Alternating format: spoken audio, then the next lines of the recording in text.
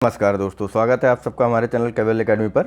देखिए, बात चल रही थी घटना चक्र पूर्वालोकन के प्राचीन इतिहास में 6वीं सदी के धार्मिक आंदोलनों के बारे में। ठीक है, 6ठी शताब्दी ईसा पूर्व के धार्मिक आंदोलनों के बारे में। इसमें हमारी बात हो चुकी थी बौद्ध धर्म को लेकर के और जैन धर्म को लेकर के। इन दो धर्मों को लेकर के बात हो गई थी। आज का हमारा टॉपिक रहेगा भगवती और शैव संप्रदाय। ठीक, भागवत या शैव संप्रदाय आज का हमारा टॉपिक रहेगा, भगवती नहीं भागवत।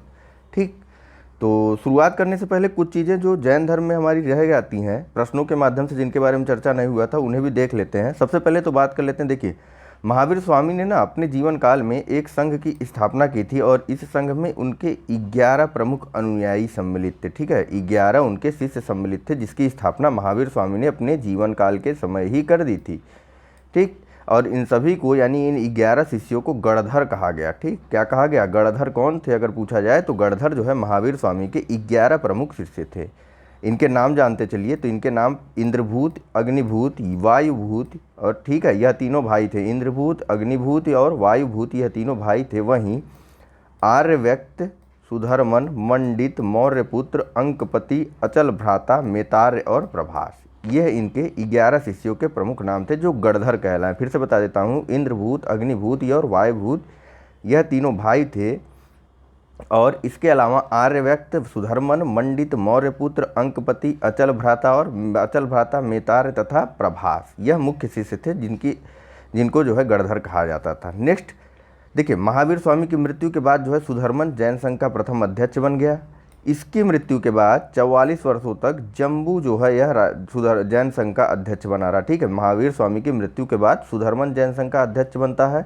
ठीक, और सुधर्मन के बाद जो है जम्बू बनता है जैन संघ का अध्यक्ष, जो कि 44 वर्षों तक लगातार बना रहता है। बाकी इसके बारे में बात हो चुकी कि अंतिम नंद राजा के समय संभूति विजय तथा भद्रबाहु जैन संघ के अध्यक्ष थे। ठीक है, आइए देखते हैं और क्या क्या छूटा हुआ है। देखिए, संभूति विजय और भद्रबाहु जो है महावीर स्वामी द्वारा दिए गए जो 14 पूर्व थे, जो प्राचीनतम जैन ग्रंथ जिन्हें कहा जाता है, इनके विषय में जानने वाले 2 अंतिम व्यक्ति थे। कौन कौन? संभूति विजय और भद्रबाहु। हालांकि इसके बारे में बात हो चुकी है। तो और क्या रह जाता है? तो जैन सभा या जैन संगत के बारे में बात रह गई थी। यहाँ भी देख लेते हैं, प्रश्नों के माध्यम से इनके बारे में चर्चा नहीं हो पाई थी। तो देखिए, प्रथम जैन सभा होती है 310 ईसा पूर्व में पाटलिपुत्र में। अध्यक्ष कौन था? स्थूलभद्र। ठीक है, प्रथम जैन सभा 310 ईसा पूर्व में पाटलिपुत्र में होती है, जिसका अध्यक्ष स्थूलभद्र था। ठीक, और इसी सभा में जैन धर्म के 12 अंगों का संकलन किया गया और इसमें भद्रबाहु के अनुयायियों ने भाग नहीं लिया था। ठीक है, स्थूलभद्र की अध्यक्षता में 310 ईसा पूर्व में पाटलिपुत्र में प्रथम जैन सभा का आयोजन किया जाता है, जिसमें जैन धर्म के 12 अंगों का संकलन किया जाता है। और इस सभा में जो है भद्रबाहु के अनुयायियों या फिर यूं कहें कि दिगंबर जैन के लोगों, दिगंबर संप्रदाय के लोगों ने भाग नहीं लिया। ठीक है, नेक्स्ट द्वितीय जैन सभा जो होती है, यह कब होती है? तो द्वितीय जैन सभा जो है 6ठी शताब्दी ईस्वी यानी कि 512 ईस्वी में वल्लभी गुजरात में होती है। कहाँ पर? द्वितीय जैन सभा 6ठी शताब्दी ईस्वी 512 ईस्वी। ठीक, 6ठी शताब्दी में 512 ईस्वी में वल्लभी गुजरात में होती है, जिसकी अध्यक्षता देवर्धि गण या क्षमा श्रवण के द्वारा की जाती। ठीक है, द्वितीय जैन सभा की अध्यक्षता किसके द्वारा की गई थी? देवर्धि गण या क्षमा श्रवण के द्वारा की गई थी। ठीक है, इसी यानी कि वल्लभी में जो 512 ईस्वी में द्वितीय जैन सभा हुई थी, इसमें जो है जैन धर्म के 12 अंग, 12 उपांग, 10 प्रकीर्ण, 6 छेद सूत्र, 4 मूल सूत्र और अनुयोग सूत्र का संकलन हुआ। सभी के नाम आपको याद रहने चाहिए। ऐसे आ सकता है कि जैन धर्म में कितने अंग है? तो 12 है। कितने उपांग है? तो 12 है। या फिर ये आ गया कि वो अंग, उपांग, प्रकीर्ण किसकी विशेषता है, किस धर्म की? तो यह सभी जैन धर्म की विशेषता है। ठीक है, 12 अंग, 12 उपांग, 10 प्रकीर्ण, 6 छेद सूत्र, 4 मूल सूत्र और अनुयोग सूत्र का संकलन कब हुआ था? तो यह हुआ था 512 ईस्वी में वल्लभी गुजरात में देवर्धि गण या क्षमा श्रवण की अध्यक्षता में जो द्वितीय जैन सभा हुआ था उसमें। ठीक है, बाकी कुछ चीज़ें और कि जैन साहित्य को आगम सिद्धांत कहा जाता है और इस आगम सिद्धांत के अंतर्गत वही 12 अंग, 12 उपांग, 10 प्रकीर्ण, 6 छेद सूत्र, 4 मूल सूत्र, 10 प्रकीर्ण सूत्र और 2 चूलिका सूत्र की गणना की जाती है। ठीक है, कौन कौन से? तो जैन साहित्य को क्या कहा जाता है? आगम सिद्धांत कहा जाता है और इसके अंतर्गत 12 अंग, 12 उपांग, 10 प्रकीर्ण, 6 छेद सूत्र, 4 मूल सूत्र, 10 प्रकीर्ण सूत्र और 2 चूलिका सूत्र की गणना की जाती। ठीक है, तो चलिए फिर चलते हैं आज के टॉपिक की तरफ सीधा, और आज का टॉपिक हमारा क्या है? शैव एवं भागवत धर्म। शैव एवं भागवत धर्म। चिंता ना करिए, कुछ भी छोड़ेंगे नहीं, कहीं से भी प्रश्न आ जाए हम उसको हर हाल में कर लेंगे, ठीक है। तो चलिए सीधा वहीं पर चलते हैं। चलिए आ गए हम लोग शैव और भागवत धर्म के बारे में बात करने के लिए, ठीक है। ऋग्वेद में विष्णु का उल्लेख किस रूप में किया गया था? आकाश के देवता के रूप में, ठीक है। 3 प्रकार के देवता थे, धरती, आकाश और बताइए तीसरा आप लोग। तो देखिए ऋग्वेद से संबंधित प्रमुख मंदिरों के बारे में पहले यहाँ बात कर लेते हैं। चिंता ना करिए, अगर यहाँ कुछ छूटा रह जाएगा प्रश्नों में तो फिर से यहाँ पर देख लिया जाएगा, मुश्किल से 2 से 4 मिनट लगता है, ठीक है। देखिए बात कर लेते हैं पहले वैष्णव धर्म से संबंधित प्रमुख मंदिरों के बारे में। तो जगन्नाथ मंदिर है, यह कहाँ पर है? पूरी उड़ीसा में। दशावतार मंदिर आपका देवगढ़ उत्तर प्रदेश में है। विष्णु मंदिर तिगवा मध्य प्रदेश में है। विष्णु मंदिर एक एरण मध्य प्रदेश में, ठीक है। मध्य प्रदेश में 2 मंदिर हैं, एक तो है विष्णु मंदिर तिगवा में और दूसरा विष्णु मंदिर है एरण में, ठीक है। वहीं द्वारिकाधीश का मंदिर है मथुरा उत्तर प्रदेश में। इसके अलावा एक द्वारिकाधीश का मंदिर द्वारका गुजरात में भी है, ठीक है। आइए चलते हैं और आगे। तो यहाँ शैव धर्म से संबंधित कुछ प्रमुख मंदिरों के बारे में बताया गया है, इनके बारे में भी जानते चलिए। राजराजेश्वर मंदिर कहाँ है? यह तंजौर तमिलनाडु में है। शिव मंदिर कहाँ है? भूमरा मध्य प्रदेश में। नटराज मंदिर चिदम्बरम तमिलनाडु में है। विरूपाक्ष मंदिर हम्पी कर्नाटक में है। तो वहीं विश्वनाथ मंदिर वाराणसी उत्तर प्रदेश में है, ठीक है। चलिए फिर और देख लेते हैं क्या है। शाक्त धर्म से संबंधित कुछ प्रमुख मंदिरों के बारे में भी बात कर लेते हैं। पहला वैष्णव देवी का मंदिर। शाक्त यानी शक्ति के जो उपासक थे उन्हें शाक्त कहा जाता था, ठीक है। अब देखिए वैष्णव देवी का मंदिर जम्मू में है। विंध्यवासिनी देवी का मंदिर विंध्याचल में है। 64 योगिनी का मंदिर कहाँ पर है? भेड़ाघाट मध्य प्रदेश। पार्वती मंदिर नचना कुठार मध्य प्रदेश। कामाख्या मंदिर असम और दक्षिणेश्वर काली मंदिर कोलकाता में, ठीक है। वैष्णो देवी मंदिर जम्मू में है। विंध्यवासिनी देवी का मंदिर विंध्याचल में है। 64 योगिनी का मंदिर भेड़ाघाट मध्य प्रदेश में है। पार्वती मंदिर नचना कुठार मध्य प्रदेश में है। वहीं कामाख्या मंदिर असम में और दक्षिणेश्वर काली मंदिर कोलकाता में है, ठीक है। तो चलिए आगे इस प्रकार से हम सीधा अपने प्रश्नों की तरफ। कुछ चीज़ें रह जाएंगी अगर तो हम फिर से वहाँ से देख लेंगे, ठीक है। तो देखिए यहाँ पूछा जा रहा है कि प्राचीन भारत में विश्वोत्पत्ति विषयक धारणाओं के अनुसार 4 युगों के चक्र का क्रम इस प्रकार है। ऑप्शन दिया हुआ है ए द्वापर कृत त्रेता और कली, बी कृत द्वापर त्रेता और कली, सी कृत त्रेता द्वापर और कली, या फिर डी त्रेता द्वापर कली और कृत। बताना है किस क्रम में जो है कालों का निर्धारण किया जाता था, युगों का। चलिए इसका सही आंसर है ऑप्शन नंबर सी, ठीक। पहले आता है सतयुग जिसे कृत भी बोलते हैं, सतयुग जिसको कृत भी बोलते हैं, ठीक। इसके बाद जो है राम का पहले जन्म होता है। तो राम का जब पहले जन्म होता है तो इसे राम कब के थे? त्रेता युग के थे राम, ठीक। राम का जन्म त्रेता युग में हुआ था। फिर द्वापर आता है, द्वापर में कृष्ण जी रहते हैं आपके, तो द्वापर हो गया यह। और अंत में जो वर्तमान समय चल रहा है यह है कली युग या कली का समय, ठीक। कली युग, ठीक है। चलिए आइए सीधा चलते हैं अगले प्रश्न की तरफ। यहाँ पूछा जा रहा है कि निम्नलिखित में से कौन सा प्राचीन भारत में शैव संप्रदाय था? ऑप्शन है ए आजीवक, बी मत्त मयूर, सी मय मत, या डी ईशान शिव गुरु देव पद्धति। हाँ, जो लोग चैनल को अभी तक सब्सक्राइब नहीं किए, जो मित्र नए हैं हमारे, वह चैनल को सब्सक्राइब कर ले और साथ ही साथ बेल आइकन के निशान को भी ज़रूर से ज़रूर दबा दें। चलिए तो इसका सही आंसर है प्राचीन भारत में एक शैव संप्रदाय था जिसका नाम था मत्त मयूर, ठीक है।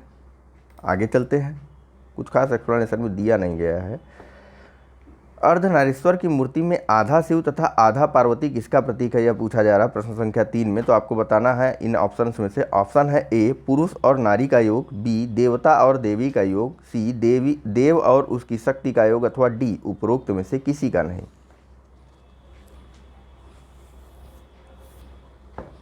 चलिए इसका सही आंसर है ऑप्शन नंबर सी, देव और उसकी शक्ति के योग को अर्धनारीश्वर मूर्ति के रूप में बनाया गया, ठीक है। अर्धनारीश्वर मूर्ति में शिव और पार्वती को जो है बनाया जाता था, ठीक है। इसी मूर्ति को यानी शिव की ही मूर्ति को जिसमें पार्वती का भी तदात्म्य रहता था उसे अर्धनारीश्वर बोला जाता था, ठीक। इसमें 2 तरीके की बातें होती थी, एक तो पुरुष और प्रकृति की बात की जाती थी, पुरुष प्रकृति का रूप बोला जाता था अर्धनारीश्वर की मूर्ति को, तो वहीं दूसरी तरफ शक्ति और देव और उसकी शक्ति का भी बात की जाती थी कि यह इसका भी प्रतीक है। इस प्रकार की मूर्तियाँ देखिए, इस प्रकार की मूर्तियाँ सर्वाधिक गुप्त काल में मिलती हैं। कब? गुप्त काल में अर्धनारीश्वर की मूर्तियाँ सबसे ज़्यादा मिलती हैं। ठीक, तो और कुछ है नहीं इसके बारे में खास। हाँ, एक चीज़ और है कि कालिदास जी द्वारा जो कुमार संभव लिखा गया था उसमें इस मूर्ति के बारे में काफ़ी चर्चा की गई है। ठीक, कुमार संभव का नाटक जो लिखा गया था कालिदास के द्वारा इसके बारे में, अर्धनारीश्वर की मूर्ति के बारे में उसमें चर्चा की गई है। ठीक है, काफ़ी तरीके से या विधि पूर्वक बताया गया है इस मूर्ति के बारे में। आइए चलते हैं अगले प्रश्न की तरफ। यहाँ पूछा जा रहा है कि नयनार कौन थे? ऑप्शन है ए शैव, बी शाक्त, सी वैष्णव अथवा डी सूर्योपासक। चलिए, इसका सही आंसर है ऑप्शन नंबर ए, नयनार जो है यह शैव थे। चलिए इनके बारे में भी थोड़ी थोड़ी बातें कर लेते हैं। दो प्रकार के संत थे दक्षिण भारत में उस समय। ठीक है, कैसे कैसे? तो एक थे नयनार, नय नार वैसे नीचे लिखा हुआ है, कायदे से हम लोग जो चीज़ लिखी हुई मिल जाती है उसके बारे में स्किप कर जाते हैं, लिखते नहीं हैं। ठीक, नयनार थे और दूसरे थे अलवार। नयनार जो है यह शैव थे और अलवार क्या थे? अलवार थे आपके भागवत, यहाँ लिखा हुआ है। ठीक, अलवार भागवत से संबंध रखते थे, भागवत धर्म से, और नयनार शैव से। शैव जो है यह शिव के उपासक अपने आप को शैव कहते थे और विष्णु या कृष्ण के उपासक स्वयं को भागवत कहते थे। ठीक, किसके? विष्णु लिख दे चलेगा, विष्णु या शिव के उपासक स्वयं को भागवत कहते थे। ठीक है, कुछ चीज़ें इनके बारे में कॉमन थी कि इन्होंने ईश्वर की प्राप्ति का मार्ग बताया था प्रेम और समर्पण की। ईश्वर से प्रेम करो और स्वयं को उसके प्रति समर्पित कर दो। तो यही मार्ग इन्होंने बताया था मोक्ष की प्राप्ति के लिए, प्रेम और समर्पण का मार्ग। साथ ही साथ इनके द्वारा जो है जाति प्रथा और जाति प्रथा की कठोरता, पहली चीज़ जाति प्रथा और दूसरी चीज़ इसकी कठोरता, दोनों का ही विरोध किया गया था। ठीक है, किसके द्वारा? नयनार और अलवार दोनों ही संतों के द्वारा जो है प्रेम और समर्पण को मोक्ष प्राप्ति का मार्ग बताया गया था और साथ ही साथ जाति प्रथा की निंदा भी की गई थी, वह भी काफ़ी विरोध स्वरूप। ठीक, मतलब विरोध का द्वारा भी जाति प्रथा की निंदा की गई थी। ठीक है, ऐसा नहीं कि बस हम जाति प्रथा नहीं मानते हैं, इनके द्वारा इसका विरोध भी किया गया था। ठीक, अगला देखिए, पूछा जा रहा है सेम प्रश्न है कि नयनार कौन थे? ऑप्शन है ए वैष्णव धर्मानुयायी, सी शैव धर्मानुयायी, सी शाक्त अथवा डी सूर्योपासक। तो सभी अभी पढ़ा है, यह शैव धर्मानुयायी थे। नेक्स्ट प्रश्न है कि निम्नलिखित में से कौन अलवार संत नहीं था? ऑप्शन है ए पोएगई, बी तिरुज्ञान, सी पूडम और डी तिरुमंगई। अलवार यानी कौन? बताइए। अलवार वह थे जो विष्णु के भक्त थे, वहीं नयनार शैव के भक्त थे। सीधा सीधा आप इसे यह भी कह सकते थे निम्नलिखित में से कौन जो है वह विष्णु का उपासक था अथवा कौन शैव का उपासक था। चलिए, इसका सही आंसर है ऑप्शन नंबर डी, तिरुज्ञान जो थे यह नयनार थे, यानी कि यह शिव भगवान की पूजा करते थे या उन्हें मानते थे, अथवा यूँ कहें कि यह नयनार संत थे तिरुज्ञान। बाकी तीनों पोएगई, पूडम और तिरुमंगई। ठीक है, तिरुमंगई, यह तीनों के तीनों अलवार संत थे और विष्णु जी के भक्त थे। ठीक है, नेक्स्ट बताइए कि भागवत संप्रदाय के विकास में किसका देन अत्यधिक था? ऑप्शन है ए पार्थियन, बी हिंदी यूनानी लोग, सी कुषाण अथवा डी गुप्त। चलिए, इसका सही आंसर है ऑप्शन नंबर डी, गुप्त जो है यह भागवत संप्रदाय के विकास में इनके द्वारा सर्वाधिक योगदान दिया गया था। गुप्त शासकों के द्वारा इनका राजकीय चिन्ह भी गरुड़ था। ठीक, क्या था इनका राजकीय चिन्ह? राजकीय चिन्ह विष्णु जी की जो सवारी है या विष्णु जी का जो वाहन है गरुड़, वही इनका राजकीय चिन्ह था गुप्त काल के शासकों का। साथ ही साथ अधिकांश गुप्त शासकों द्वारा जो है स्वयं को परम भागवत कहा गया, या यूँ कहें तो इनके द्वारा परम भागवत की उपाधि धारण की गई थी। ठीक है, चलिए आगे चलते हैं अगले प्रश्न की तरफ। तो यहाँ पूछा जा रहा है कि भागवत धर्म के प्रवर्तक थे। ऑप्शन है ए जनक, बी कृष्ण, सी याज्ञवल्क अथवा डी सूरदास।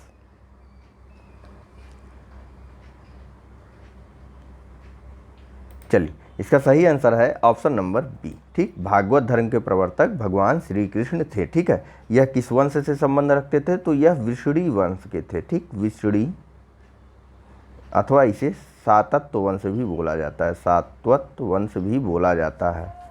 ठीक है, और वसुदेव का पुत्र होने के कारण जो है इन्हीं को, वसुदेव का पुत्र होने के कारण कृष्ण को वासुदेव भी कहा गया। ठीक है।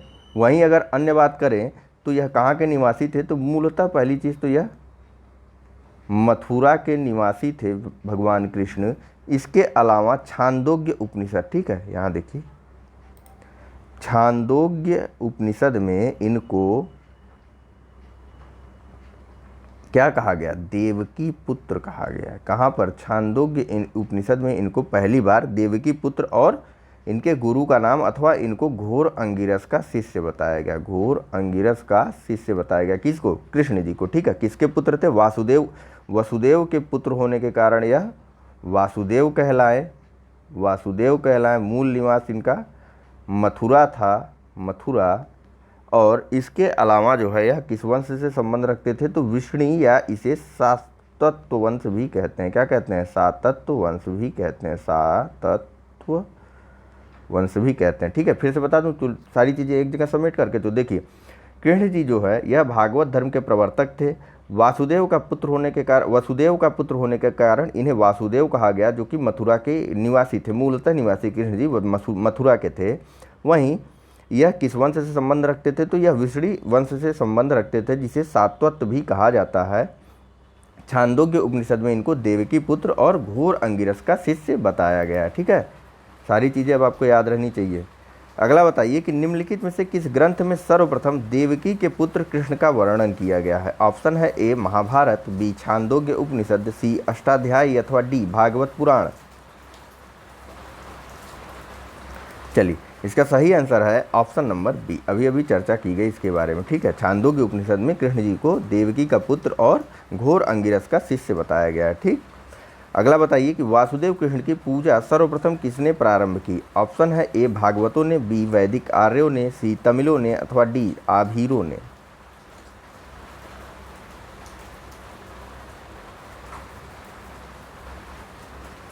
चलिए इसका सही आंसर है ऑप्शन नंबर ए। भागवतों ने सबसे पहले भगवान कृष्ण की पूजा करना आरंभ किया। यूँ कहें कि जो कृष्ण के उपासक थे उन्हें भागवत कहा जाता था। ठीक है।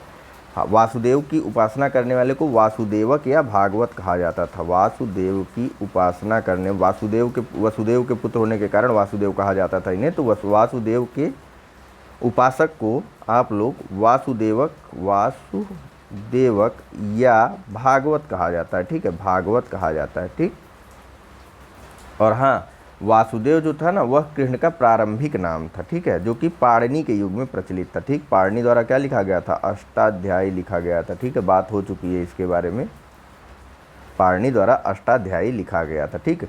तो पाणिनि के समय भगवान कृष्ण को वासुदेव कहा जाता था। ठीक। चलिए अगले प्रश्न की तरफ चलते हैं। तो यहाँ पूछा जा रहा है कि निम्नलिखित में से किस देवता को कला में हल लिए प्रदर्शित किया गया। ठीक। कला यानी चित्र में या फिर जैसे आप तस्वीरें देखते हैं तो उनमें किस देवता को हल के साथ प्रदर्शित किया जाता है। ऑप्शन है ए कृष्ण, बी बलराम, सी कार्तिकेय अथवा डी मैत्रेय।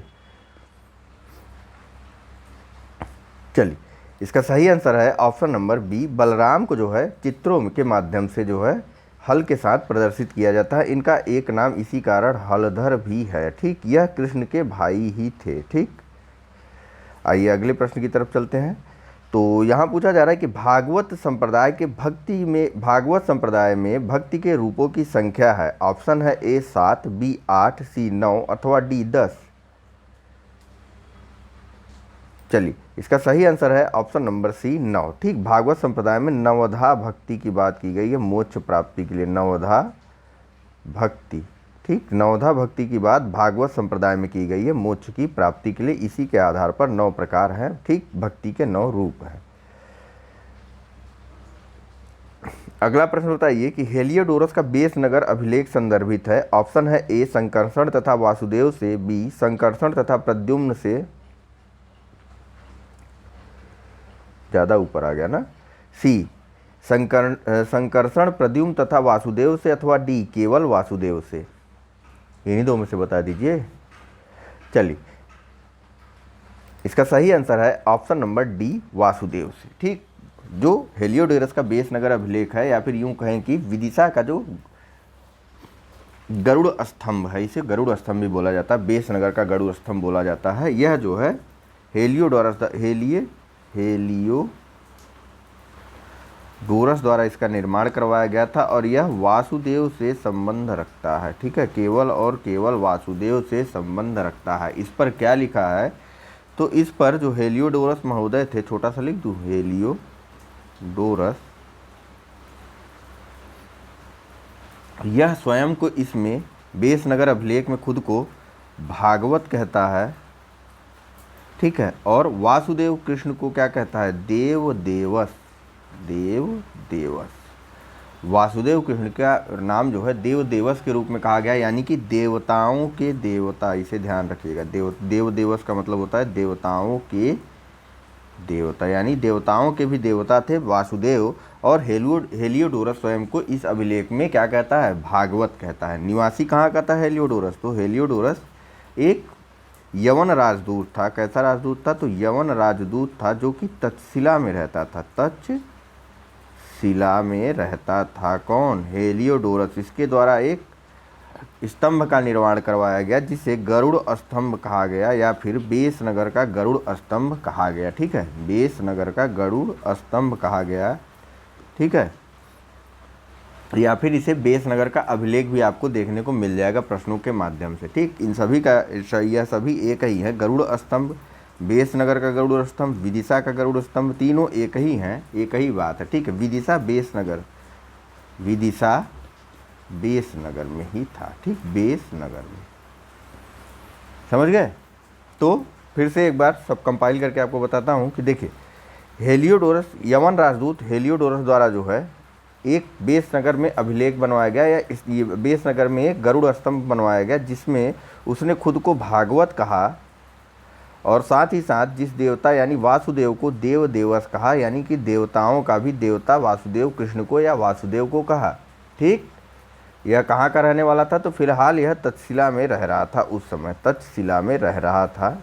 ठीक, यवन राजदूत था, खुद को भागवत बोलता है, वासुदेव को देव देवस के रूप में उल्लेखित करता है अपने बेसनगर के अभिलेख में, या फिर बेसनगर के गरुड़ स्तंभ में। ठीक है, चलिए आइए चलते हैं अगले प्रश्न की तरफ। तो यहाँ पूछा जा रहा है कि भागवत धर्म से संबंधित प्राचीन अभिलेखीय साक्ष्य है। ऑप्शन है ए समुद्रगुप्त का इलाहाबाद अभिलेख, बी हेलियोडोरस का बेसनगर अभिलेख, सी स्कंदगुप्त का भीतरी स्तंभ लेख, अथवा डी महरौली का स्तंभ अभिलेख। चलिए, इसका सही आंसर क्या होगा, सही आंसर है ऑप्शन नंबर बी, हेलियोडोरस का बेसनगर अभिलेख जो है यह सर्वाधिक प्राचीन है, अभिलेखीय साक्ष्य है भागवत धर्म का। ठीक है, यह भी जानते रहिए, जो हेलियोडोरस का बेसनगर अभिलेख, या यूं कहें कि गरुड़ स्तंभ था, यह जो है भागवत धर्म का सबसे प्राचीनतम अभिलेखीय साक्ष्य अभी तक है हमारे पास। ठीक है, आइए अगले प्रश्न की तरफ। तो यहाँ पूछा जा रहा है कि भागवत धर्म का ज्ञात सर्वप्रथम अभिलेखीय साक्ष्य है। ऑप्शन है ए समुद्रगुप्त की प्रयाग प्रशस्ति, बी गौतमी बलश्री का नासिक अभिलेख, सी बेसनगर का गरुड़ स्तंभ, अथवा डी धनदेव का अयोध्या अभिलेख। चलिए, सही आंसर सबको पता है, सबसे प्राचीन बेसनगर का गरुड़ स्तंभ ही आपका सर्वप्रथम अभिलेखीय साक्ष्य या सर्वाधिक प्राचीन अभिलेखीय साक्ष्य है भागवत धर्म से संबंधित, जिसका निर्माण हेलियोडोरस द्वारा करवाया गया था, जो कि एक यवन राजदूत था। अपने इस अभिलेख में यह स्वयं को भागवत कहता है और वासुदेव को देव देवस यानी कि देवताओं का देवता बोलता है। ठीक है, चलिए आगे चलते हैं। आगे पूछा जा रहा है कि बेसनगर अभिलेख का हेलियोडोरस कहाँ का निवासी था। ऑप्शन है ए पुष्कलावती, बी तक्षशिला, सी साकल, अथवा डी मथुरा। चलिए, अभी बताया गया आपको कि यह तक्षशिला में रहता था। कौन, हेलियोडोरस यवन राजदूत था और तक्षशिला में रहता था। नेक्स्ट बताइए कि विष्णु के किस अवतार को सागर से पृथ्वी का उद्धार करते हुए दिखाया जाता है या अंकित किया जाता है। ऑप्शन है ए कच्छप, बी मत्स्य, सी वाराह, अथवा डी नरसिंह या नृसिंह। चलिए, इसका सही आंसर है ऑप्शन नंबर सी वाराह। ठीक, वाराह का रूप भगवान विष्णु ने जो है हिरण्यकश्यप का वध करने के लिए लिया था, हिरण्यकश्यप का वध करने के लिए लिया था। यह अवतार के क्रम में भगवान विष्णु का तीसरा अवतार था, तीसरा अवतार था तीसरा। ठीक, और एक अन्य बात कि इसमें इनके एक मुख था और चार भुजाएं, एक मुख था जिसमें चार सिर थे, मतलब इनके चार सिर और चार हाथ, ठीक, चार हाथ भी थे, चार सिर नहीं, एक ही सिर था और चार हाथ थे, ठीक है। वाराह रूप में भगवान विष्णु का एक ही सिर था, फिर से बता देता हूँ, एक ही सिर था और चार भुजाएं थीं, चार भुजाएं थीं। इन चारों भुजाओं में क्रमशः क्या क्या था, तो चारों भुजाओं में क्रमशः शंख, चक्र, गदा और पद्म यानी कि कमल धारण किए हुए थे। कौन, भगवान वाराह, और साथ ही साथ अपने दांतों पर यह पृथ्वी को रखे हुए थे, ठीक है। फिर से बताता हूँ, तो वाराह रूप जो था यह भगवान विष्णु का अवतार के क्रम में तीसरा अवतार था। यह अवतार इन्होंने हिरण्यकश्यप नामक एक राक्षस के वध करने के लिए लिया था। हिरण्यकश्यप नामक एक राक्षस का वध करने के लिए लिया था, और इस अवतार में इनका एक सिर था और संपूर्ण शरीर मानवाकृति में था, और साथ ही साथ चार भुजाएं थीं। इन चार भुजाओं में क्रमशः शंख, पुष्प रूपी कमल, या यूँ कहें कि पद्म कमल या पद्म, गदा और चक्र धारण किए हुए थे। इन्होंने अपने दांतों पर पृथ्वी को रखा हुआ था, ठीक है। अब याद रहेगा मेरे ख्याल से सब कुछ। चलिए आगे चलते हैं, बात करते हैं अगले प्रश्न के बारे में। तो कभी कभी ना बोलने के क्रम में थोड़ा सा इधर उधर हो जाता है, जो चार सिर निकल गया था उसको थोड़ा बहुत आप एडजस्ट किया करिए। नेक्स्ट बताइए कि भारत में आस्तिक और नास्तिक संप्रदायों में कौन सा विभेदक लक्षण है। ऑप्शन है ए ईश्वरीय सत्ता में आस्था, ऑप्शन है बी पुनर्जन्म के सिद्धांत में आस्था, ऑप्शन सी वेदों की प्रामाणिकता में आस्था, और ऑप्शन डी है कि स्वर्ग तथा नरक की सत्ता में विश्वास।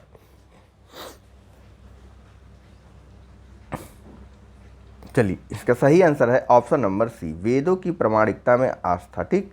जो लोग वेदों को मानते थे वह आस्तिक कहलाते थे, और जो नहीं मानते थे वे नास्तिक कहलाते हैं, ठीक। मुख्यतया लक्षण यही है। बाकी सामान्य मानसिकता यह है कि नास्तिक ईश्वर को नहीं मानता, आस्तिक ईश्वर को मानता है, ठीक। सामान्य मानसिकता यही है। और एक सिद्धांत है कि आस्तिक लोग परलोक को मानते हैं और नास्तिक परलोक को भी नहीं मानते हैं। लेकिन मुख्यतया और मुख्य भेद यही है कि वेदों की प्रामाणिकता में जिनकी आस्था होती, मतलब जो मानते हैं कि भैया वेदों में जो लिखा है वह सब कुछ सही और सत्य है, वह आस्तिक कहलाते हैं। और जो ऐसा मानते हैं कि वेदों में जो कुछ लिखा है वह सत्य नहीं है और अप्रामाणिक है बिल्कुल तरीके से, वे लोग नास्तिक कहलाते हैं, ठीक है। इनका मानना था वेद प्रामाणिक नहीं है। आइए चलते हैं अगले प्रश्न की तरफ।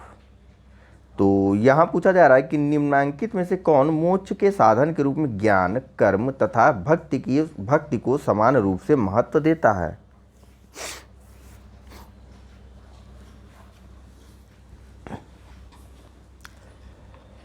चलिए इसका सही आंसर है ऑप्शन नंबर सी, ठीक। थोड़ा ऑप्शन पढ़ना मैं भूल गया था, ऑप्शन आपको देख रहे थे खुद ही, कहीं कहीं मैं रुकता हूँ ताकि आप देखिए और थोड़ा सा मैं रेस्ट कर सकूँ उस बीच में, ठीक है।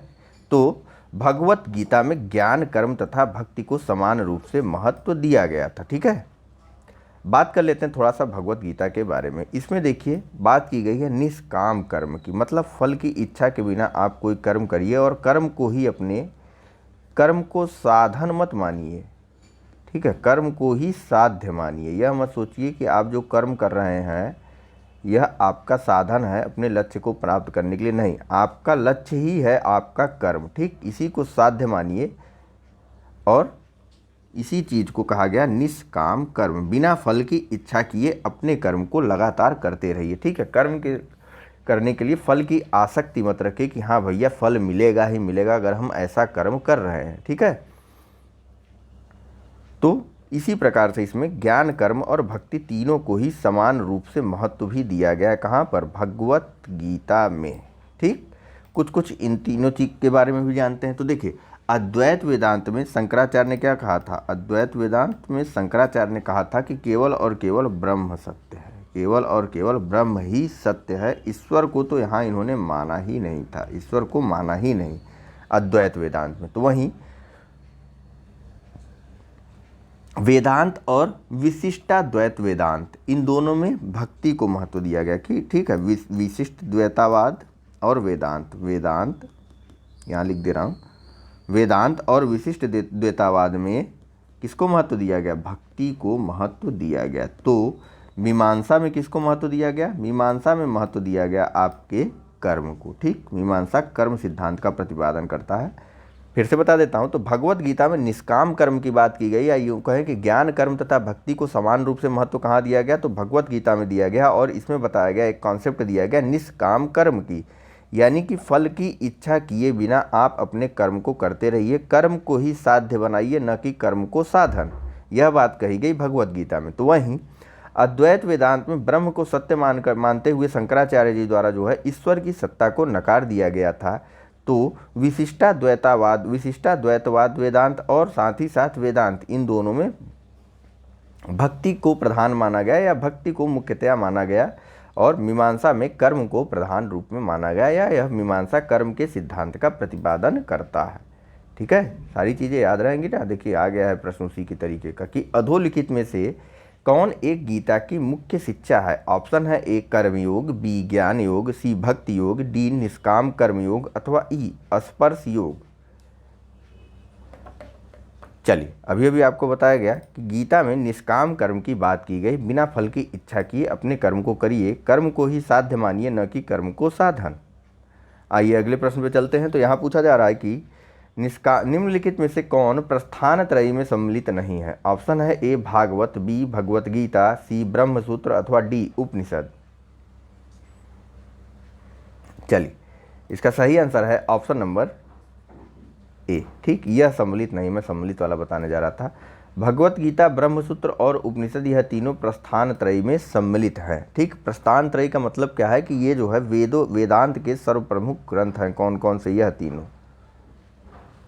ठीक है, कौन कौन से? वेदांत के सर्वप्रमुख ग्रंथ लिख दूँ यहाँ। अच्छा, पूरा वेदांत के प्रमुख ग्रंथ लिख दीजिए। वेदांत के जो प्रमुख ग्रंथ हैं वे कौन कौन से हैं? ब्रह्मसूत्र, भगवत गीता और उपनिषद, यह तीनों ग्रंथ जो हैं वेदांत के सर्वप्रमुख ग्रंथ हैं, और इसी कारण इन्हें प्रस्थान त्रयी कहा गया। ये यूँ कहें कि प्रस्थान त्रयी वेदों का प्रमुख ग्रंथ है, और प्रस्थान त्रयी में 3 ग्रंथ आते हैं, ब्रह्मसूत्र, भगवत गीता और उपनिषद। ठीक है, अब थोड़ा सा और जानिए, एक प्रश्न और जवाब दीजिए आप लोग कि त्रयी या वेद त्रयी किसे कहते हैं? बात हुई है हमारी, यहाँ पर बताना इसलिए ज़रूरी था कहीं आप इससे कन्फ्यूज ना हो जाए। तो देखिए, त्रयी या वेद त्रयी में जो शुरू के 3 वेद हैं वे शामिल है, यानी कि ऋग्वेद, यजुर्वेद और सामवेद, इन्हें त्रयी या वेद त्रयी कहा जाता है। और प्रस्थान त्रयी में वेदांत के क्या कहते हैं, वेदांत के प्रमुख ग्रंथ हैं प्रस्थान त्रयी, जिसमें ब्रह्मसूत्र, भगवत गीता और उपनिषद शामिल हैं। ठीक है, आइए चलते हैं अगले प्रश्न की तरफ। देखिए, ब्रह्मसूत्र में जिन पर ब्रह्मसूत्र में जो भाष्य लिखा गया था उसको जो है शंकराचार्य द्वारा ने, उसमें शंकराचार्य सबसे प्राचीन थे ब्रह्मसूत्र पर भाष्य लिखने वालों में से। ठीक है, ब्रह्मसूत्र पर भाष्य लिखने वालों में शंकराचार्य सबसे प्राचीन थे। यह थोड़ा सा फैक्ट है, याद कर लीजिएगा। नेक्स्ट है कि वह प्राचीन स्थल जहां 60,000 मुनियों की सभा में संपूर्ण महाभारत कथा का वाचन किया गया था। ऑप्शन है ए अहिचत्र, बी हस्तिनापुर, सी काम्पिल्य, अथवा डी नैमिषारण्य। हटा देता हूं मैं, बताइए। चलिए, इसका सही आंसर है ऑप्शन नंबर डी, नैमिषारण्य में जो है 60,000 मुनियों की सभा हुई थी एक। ठीक, और यहाँ पर ही महाभारत का वाचन किया गया था, महाभारत की कथा कही गई थी। किसके द्वारा? तो उस समय यज्ञ संपन्न कर रहे थे सौनक जी। कौन थे? महर्षि गोस्वामी सौनक जी द्वारा यह कथा कही गई थी महाभारत की 60,000 मुनियों के साथ। ठीक है, यह 60,000 मुनियों के समक्ष इस कथा का वाचन किया गया था। इसके पहले महाभारत कथा का वाचन किया गया था वैशंपायन के द्वारा। ठीक, वैशंपायन के द्वारा। कब किया गया था वैशंपायन के द्वारा? तो इनके द्वारा किया गया था, राजा जनमेजय के लिए महाभारत की कथा का वाचन किया गया था। जनमेजय, ठीक, राजा जनमेजय के लिए वैशंपायन द्वारा सर्वप्रथम महाभारत का कथा का वाचन किया गया था। दूसरी बार और फिर होता है नैमिषारण्य में 60,000 मुनियों के समक्ष सौनक द्वारा जो है महाभारत की कथा का वाचन किया जाता है, ठीक, या किया गया। चलिए नेक्स्ट प्रश्न की तरफ चलते हैं। तो यहाँ पूछा जा रहा है कि रामायण के किस कांड में राम और हनुमान की पहली भेंट का वर्णन है। ऑप्शन है ए किष्किंधा कांड, बी सुंदर कांड, सी बाल कांड अथवा डी उपरोक्त में से कोई नहीं। चलिए इसका सही आंसर है ऑप्शन नंबर ए किष्किंधा कांड। देखिए सर्वप्रथम तो जानिए रामायण जो है यह लिखी गई थी किसके द्वारा, तो रामायण लिखी गई थी वाल्मीकि के द्वारा, और रामचरितमानस लिखी गई थी किसके द्वारा, रामचरितमानस लिखी गई थी आपका, रामायण संस्कृत भाषा में लिखी गई थी। रामचरितमानस तुलसीदास जी के द्वारा अवधी भाषा में लिखी गई थी। तुलसीदास जी के द्वारा अवधी भाषा में रामचरितमानस लिखा गया था, रामचरितमानस, ठीक है। रामचरितमानस तुलसीदास जी के द्वारा अवधी भाषा में लिखा गया था, तो रामायण वहीं वाल्मीकि के द्वारा संस्कृत भाषा में लिखा गया था। अब यहाँ चूंकि बात रामायण की हो रही है, तो रामायण के किष्किंधा कांड में, ठीक, रामायण में कुल कितने कांड हैं, तो 7 कांड हैं, ठीक, या 7 अध्याय हैं, जिसमें से चौथा अध्याय या चौथा कांड है आपका किष्किंधा कांड। इसमें राम और हनुमान की पहली भेंट होती है, बाली का वध किया जाता है, बाली वध है, इसका वर्णन किया गया। वहीं सुग्रीव के वानर शासक बनने का भी वर्णन किया गया है किष्किंधा कांड में। चलिए आगे चलते हैं। तो यहाँ पूछा जा रहा है कि कालिका पुराण किस धर्म से संबंधित है। ऑप्शन है ए वैष्णव, बी शाक्त, सी बौद्ध अथवा डी जैन। चलिए इसका सही आंसर है ऑप्शन नंबर बी, शाक्त पुराण से कालिका धर्म का संबंध है। देखिए शाक्त जो है शक्ति के उपासकों को शाक्त कहा गया। अगर इसको थोड़ा सा विच्छेदित करें कालिका पुराण को, तो आता है काली का पुराण। समझ गए आप कभी नहीं भूलेगा मेरे ख्याल से, ठीक है। काली का पुराण, शाक्त के उपासक, शक्ति के उपासक को शाक्त कहा गया, ठीक है। और इनके कुल कितने पुराण थे, तो इनके कुल 18 पुराण हैं। शाक्तवाद में कुल 18 पुराण है, जिनमें से एक है कालिका पुराण या काली का पुराण, ठीक है। आइए चलते हैं अगले प्रश्न की तरफ। यहाँ पूछा जा रहा है कि पुरी में रथ यात्रा किसके सम्मान में निकाली जाती है। और ऑप्शन है ए भगवान राम के, बी भगवान विष्णु के, सी भगवान जगन्नाथ के अथवा डी भगवान शिव के। चलिए इसका सही आंसर है ऑप्शन नंबर सी भगवान जगन्नाथ के। देखिए पुरी में जो यह रथ यात्रा निकाली जाती है यह आषाढ़ के महीने के शुक्ल पक्ष में निकाला जाता है, ठीक है। आषाढ़ के महीने में शुक्ल पक्ष पर निकाला जाता है पुरी में भगवान जगन्नाथ की यात्रा। और किसके सम्मान में, तो भगवान जगन्नाथ जो कृष्ण होते हैं, जिन्हें कृष्ण भी बोला जाता है, या कृष्ण को ही भगवान जगन्नाथ बोला जाता है, ठीक। साथ ही साथ उसमें रहते हैं बलराम, ठीक, वहीं अपने हलधर, प्लस तीसरा सुभद्रा, ठीक। इन तीनों को बैठा करके रथ में जो यात्रा निकाली जाती है उसे ही पुरी की जगन्नाथ यात्रा कहते हैं, ठीक। पुरी की जगन्नाथ यात्रा में 3 भगवान शामिल रहते हैं। कौन कौन से, एक तो स्वयं भगवान जगन्नाथ या कृष्ण, दूसरे बलराम और तीसरे देवी सुभद्रा, ठीक है। और हर साल यह यात्रा आयोजित की जाती है आषाढ़ के महीने में, आषाढ़ के महीने में शुक्ल पक्ष में, ठीक, उड़ीसा के पुरी में। चलिए चलते हैं अगले प्रश्न की तरफ। तो यहाँ पूछा जा रहा है कि नासिक में कुंभ मेला निम्न में से किस एक नदी के तट पर लगता है। ऑप्शन है ए ताप्ती नदी, बी नर्मदा नदी, सी कोयना नदी अथवा डी गोदावरी नदी।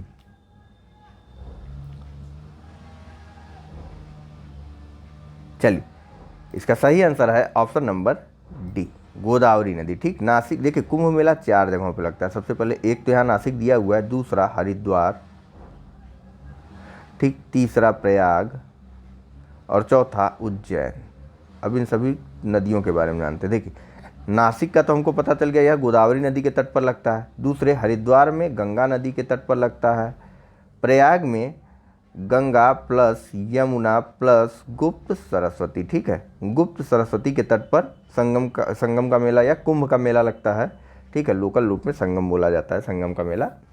देखिए प्रयाग में गंगा यमुना और गुप्त सरस्वती के संगम स्थल पर जहाँ पर यह मिलती हैं वहाँ पर यह कुंभ का आयोजन किया जाता है। तो वहीं उज्जैन में क्षिप्रा नदी के तट पर, किस नदी के तट पर, उज्जैन में क्षिप्रा नदी के तट पर कुंभ मेले का आयोजन होता है, ठीक है।